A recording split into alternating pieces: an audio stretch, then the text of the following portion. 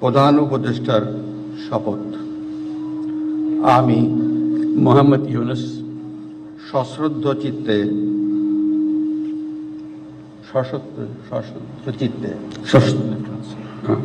সশ্রদ্ধ চিত্তে শপথ গ্রহণ করিতেছি যে আমি আইন অনুযায়ী অন্তর্বর্তীকালীন সরকারের প্রধান উপদেষ্টা পদের কর্তব্য বিশ্বস্ততার সহিত পালন করিব।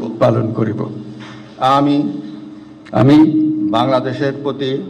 বাংলাদেশের প্রতি অকৃত্রিম বিশ্বাস ও আনুগত্য